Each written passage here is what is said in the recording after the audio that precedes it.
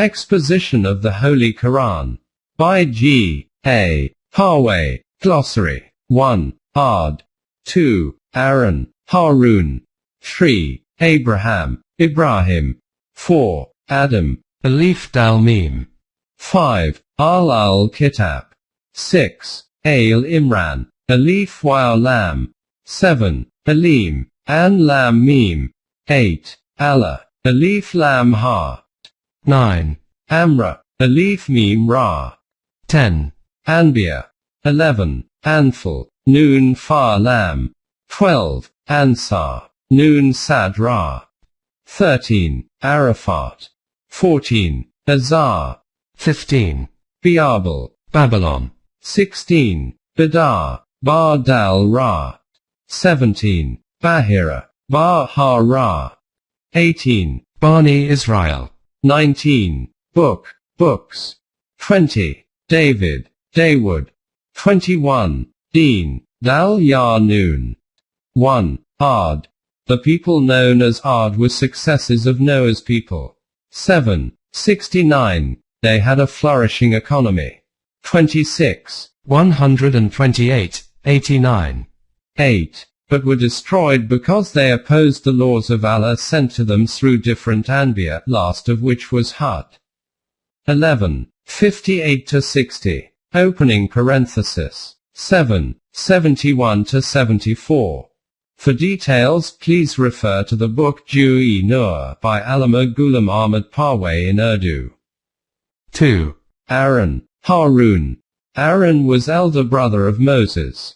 Both the brothers were Nabi, got wahi from Allah and guided Bani Israel out of Egypt. 19. 51 to 53. Where Pharaoh had enslaved them. Both of them got revelations in the form of books. 21. 48.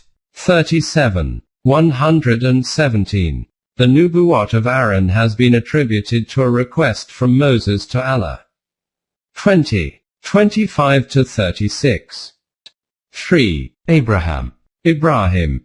Abraham, father of Ishmael and Isaac and grandfather of Jacob, was on the top of the line of Anbiya sent to the people of the Arabia, Palestine, Babylon, and Assyria. Rasul Allah Muhammad, peace be upon him, was a descendant of the branch led by Ishmael, who had settled in Mecca as directed by Allah. 2. 125. Abraham with help from Ishmael had built Kaaba in Mecca. Abraham has been mentioned 69 times in the Holy Quran.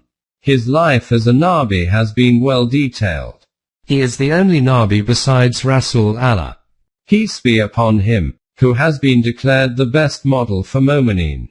60. 4. He argued with his father, Azar, his people, and the king. 2. 258. To convince them to leave idol worship and obey one and the only Allah. 29. 16 to 25. Eventually the king decided to burn him alive. 21. 68 to 69. But he was saved. He was the first one to declare that nationality is built on the basis of ideology. 14. 36. And not otherwise. 4. Adam. Alif Dal Mim. Oud Matan means the human characteristic of living. Together. Al-Idam means anything which is favorable. Taj al-Uruz. Ibn Faris says that the basic meaning of this word is mutual understanding, love, and affection. The word Adam is also used for any outstanding individual by whose virtue a tribe is recognized. Taj. It is generally believed that Adam, supposedly the first man created by Allah, whose story is narrated in the Quran regarding his exit from Jannah, was the first Rasul. This is not supported by any verse of the Holy Quran, neither is the name of Eve or Hawa mentioned in the Quran. The story is narrated in a symbolic form and does not pertain to a particular person or a pair. In fact, this is the story of mankind and Adam is its representative. The word Adam occurs 25 times in the Quran and only at one place. 3. 32. It appears that Adam was also the name of a selected person. The greatest quality of Adam or man is that he has been bestowed potentialities to acquire knowledge of how everything else in the universe functions. 2:33. Then all the Malaika were ordained to bow down before him, come within his reach. 2:34. Now it is up to him to utilize these potentialities and conquer all that lies in the universe. 5. Al-Kitab literally means people having a book. At the time of emergence of Islam, there were two categories of people living in Arabia. One who claimed to be the followers of previous Rusul and were called Jews and Christians, addressed in Quran as Al-Kitab, and the other who neither claimed nor obeyed any divine book and instead followed their own codes. They were called Ummiyun, pagans and ignorant, who did not know how to read and write. 3:19-3:74. It also embraces people inhabiting al-Qura, Makkah, but in the Quran this term is used to denote the followers of some divine books other than the Quran. In today's terminology, al-Kitab will apply to any people who associate themselves with any of the earlier divine books. 6. Al-Imran. Alif Wao Lam. Al generally means the progeny or family of any individual. Thus Al-Imran means family of Imran. Imran is said to be the names of both the fathers of Moses and Mary. Al-Imran is generally used for Bani Israel. 7. Alim. An Lam Mim. Ilm means to know something positively, to recognize, to know the reality to the extent of certainty, to feel, to find out definitely. Taj. Mohit. One who comes to know these things in this process is called Alam and its plural is Ailmun. Alam, plural Allama, is one whose knowledge is very deep, thorough, and sound. According to the Arabs, the position or status of ilm was superior than that of marifat, cognizance or consciousness. That is why in Quran, the word alim 10:1 has been used for Allah instead of arif or share. Poet. 8. Allah. Alif Lam Ha. This is the proper name of God, Al-Ilah, and all other names denote his various attributes. Ilah, by definition, is 1. To whom someone looks for protection in bewilderment. 2. From whose grandeur one gets dazed. 3. Whose overall sovereignty or lordship is accepted. 4. Whose laws and directions are obeyed and followed. And 5. Who is at the highest pedestal and remains unseen. Taj. Keeping in view the above attributes, the name Allah as it appears in the Quran would mean a being who is supreme but remains hidden from human eyes, before whose dignity and grandeur the human perceptions become dazed, whose sovereignty extends over the entire universe, whose obedience is must. By accepting him one must accept only his sovereignty and obey his laws. Human mind just cannot perceive him in any shape or physical form, nor can explain him. He is beyond human perceptions. 6:104. Nothing is like him. 42:11. However, we can explain his attributes as mentioned in the Quran. To believe in Allah would therefore mean to acknowledge and accept his sovereignty with all his attributes, as mentioned in the Quran, in the most balanced and proportionate manner. 17:110. If one goes through the annals of human history, one would find one thing common all along. Irrespective of the time and the place, there has always existed a supreme being, someone supernatural before whom one should bow, who should be worshipped, from whom one should pray for help and for the fulfillment of his desires, one who should be dreaded and before whom one should offer sacrifices. Even in the farthest corners of the globe where no human being from outside had ever set foot, and where the inhabitants were totally unaware or untouched by any foreign influences and were living in the earliest stage of human civilization. Travelers and research scholars came across traces of some supernatural being which they worshipped. However, its details differed from place to place. These were the perceptual differences which made every god different from the god of the other tribe, or country, or religion.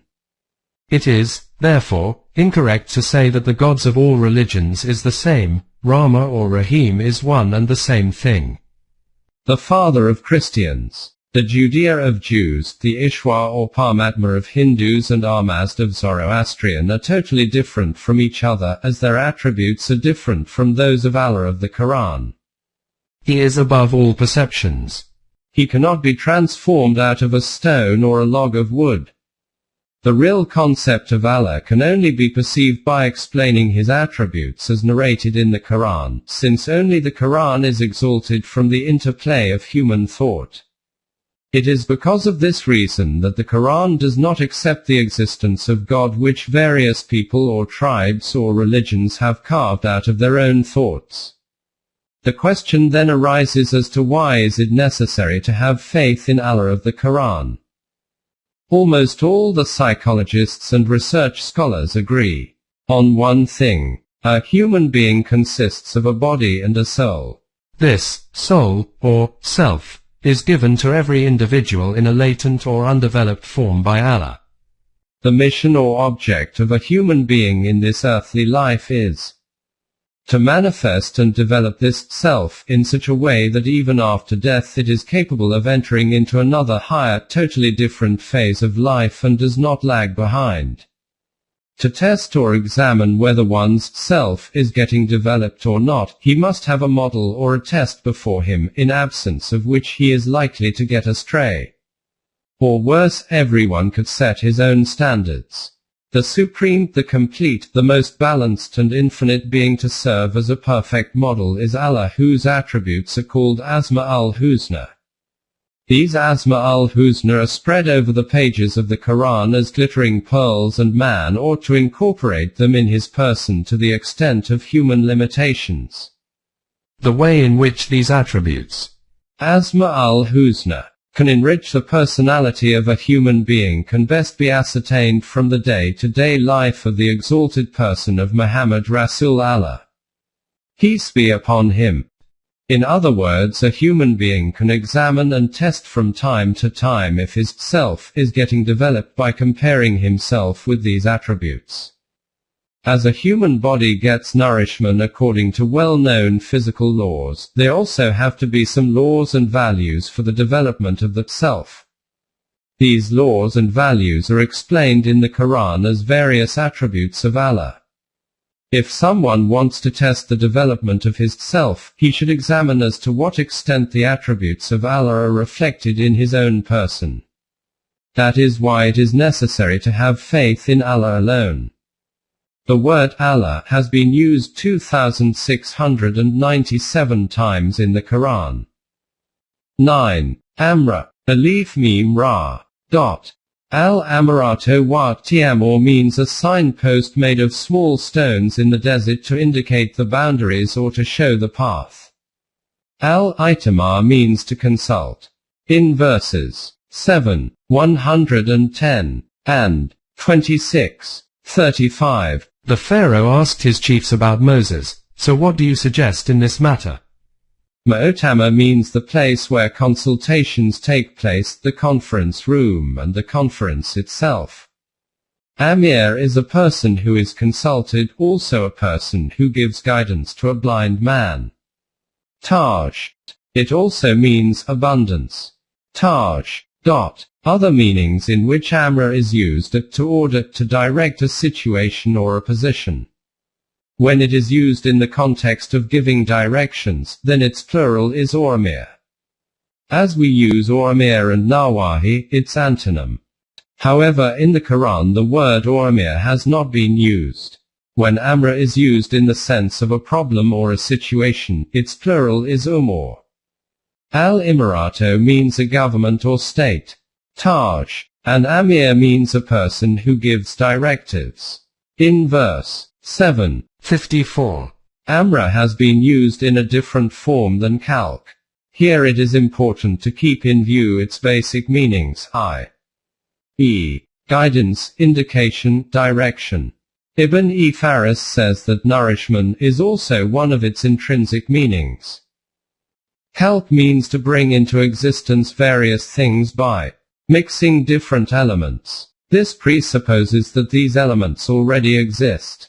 However, before this stage, there is another stage when the things are in the process of becoming.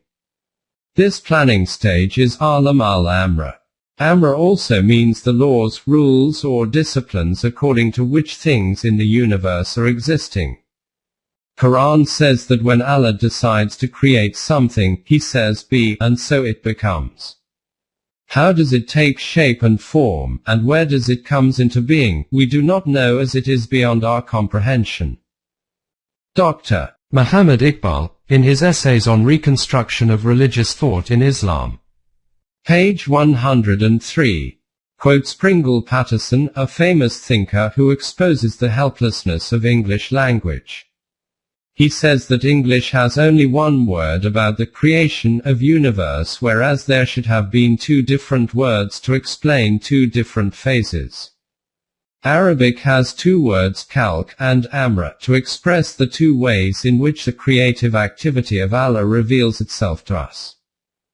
In short, the first stage is that of divine planning, where Allah's directive energy initiates an inchoate object on the path leading to its destined incarnation, and the process by which it finally assumes the material form intended for it is called the process of creation.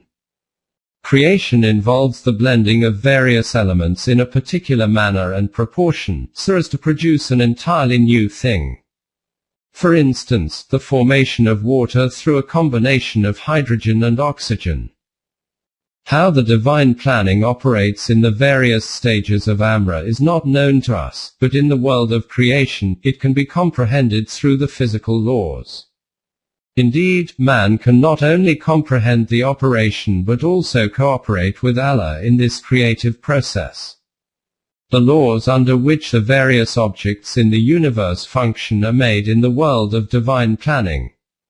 Allama al-Amra. But they're enforced and executed in the world of creation. Allama al-Kalk. 10. Anbiya. The plural form of Nabi, see Nabi.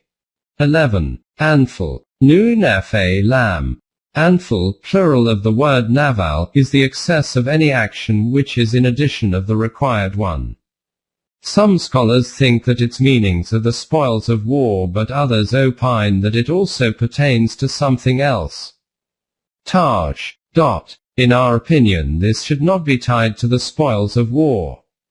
It means the net income of the state after paying all the dues and expenses in addition to the specified sources. An-Naval is a river, sea, a gift, a person who gives away in abundance. Taj. Nafila means a grandson. 21:72. As he is an addition to a son who is the direct descendant. 12. Ansar. Nun Sad Ra. Ansar. 8. 177, 6. 103. 52. Those people of Medina who helped the migrants of Makkah al-Mukarramah prior to establishment of Quranic social order. Ansarullah. 3. 52. Were those people who help Allah, i.e., who help in establishing the deen of Allah. 13. Arafat. An area near Mecca, where Muslims get together for Hajj every year on 9th of the month of Zul-Hajj.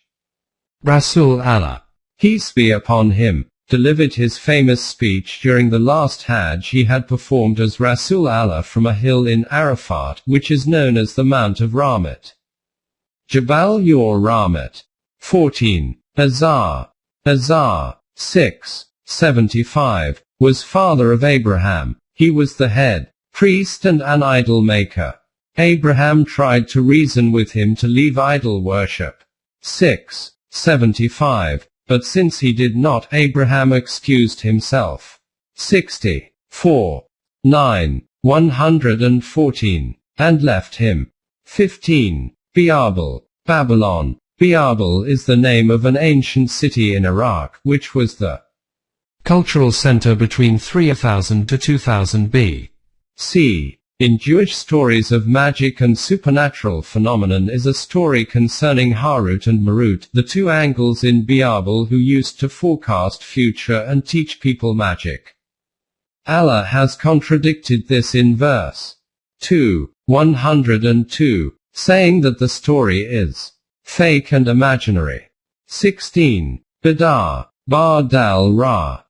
A small market center in southwest of Medina, one night's journey from the coast, and situated at the junction of a road from Medina and the caravan route from Mecca to Syria. It lies in a plain which is 5 miles long and 2.5 miles broad, surrounded by steep hills and sand dunes. Here occurred on the 17th of Ramadan 2. A.H. 13th of March 624 A.D. the first major battle of Rasul Allah's life. Peace be upon him. The Encyclopedia of Islam, New Edition p. 867. The Muslims numbered 313, whereas the Meccans were nearly 950 strong. During the battle the Meccans suffered a crushing defeat.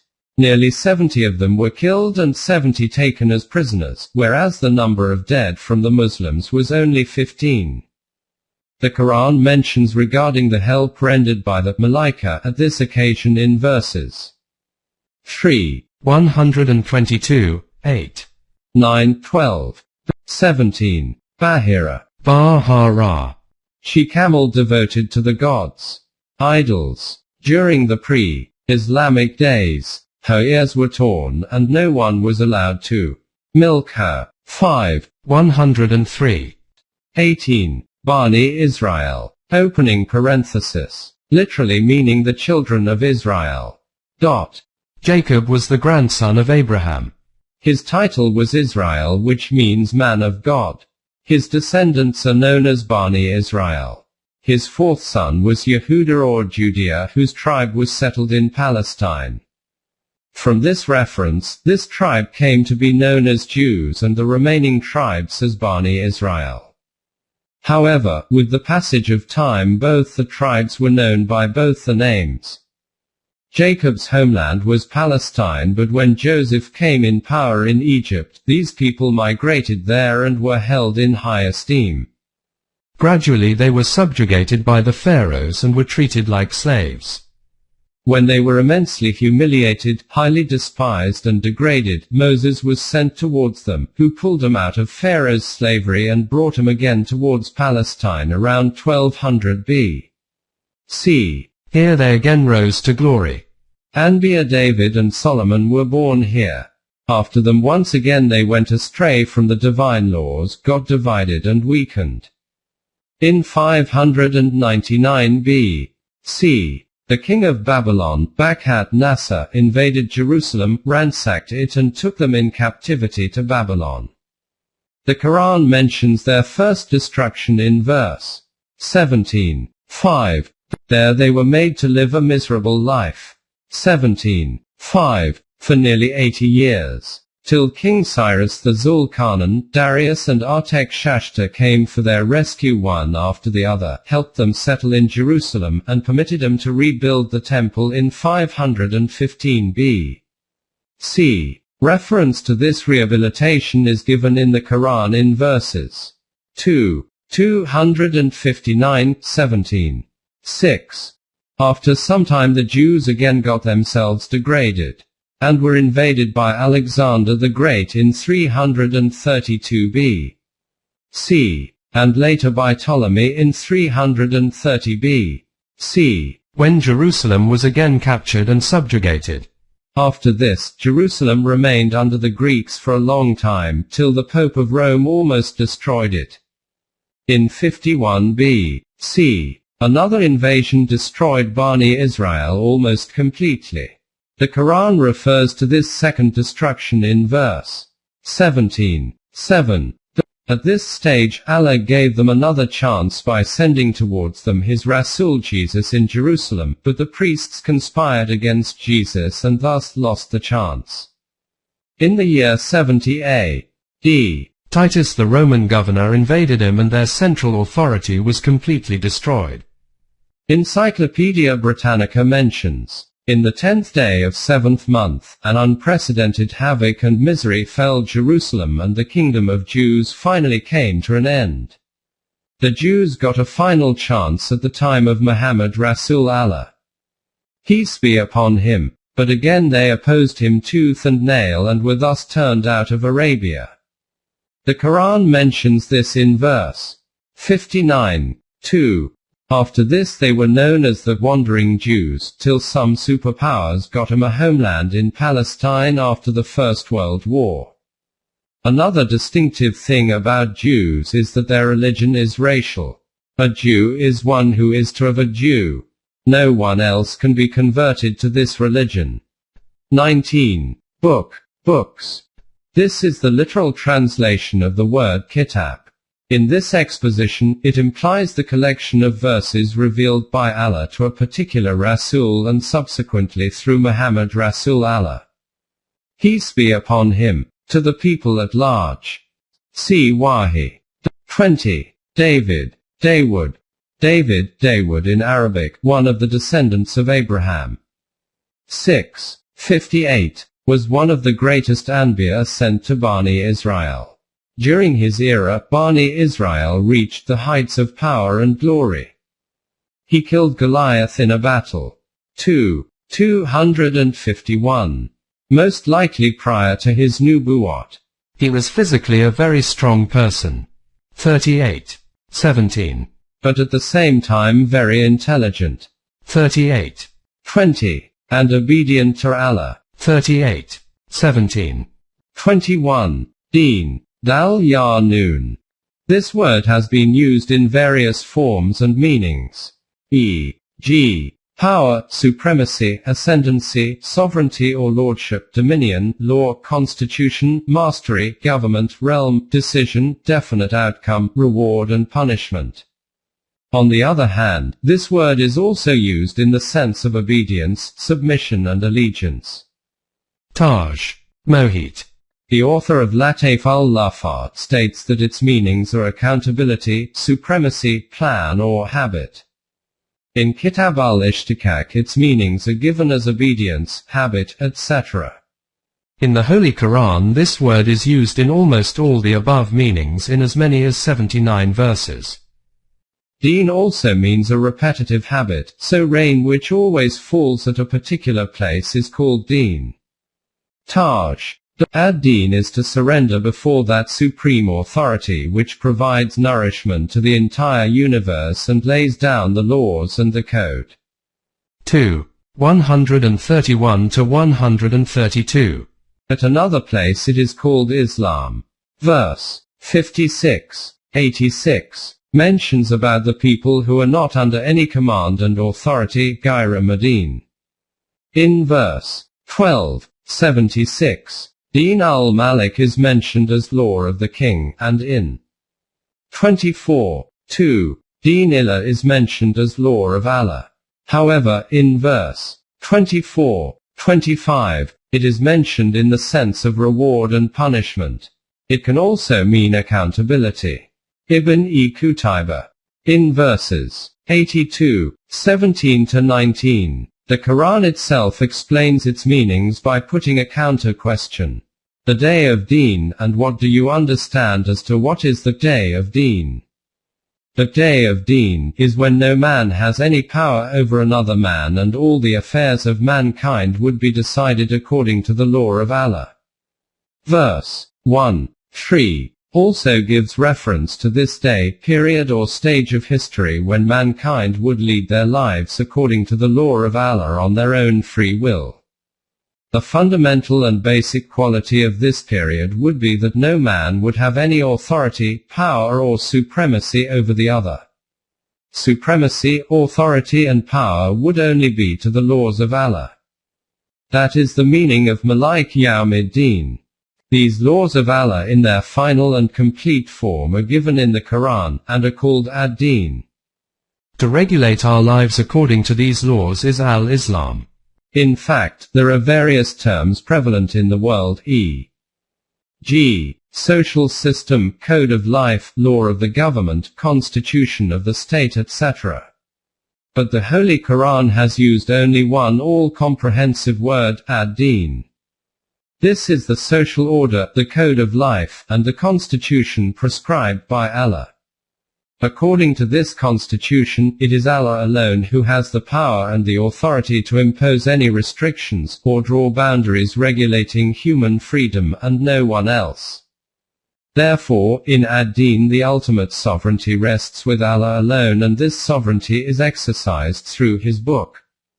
An Islamic state is the agency which enforces these Quranic laws, and therefore, its constitution contains the unalterable laws of the Quran. The entire functions of such a state are carried out within the boundaries drawn by these laws.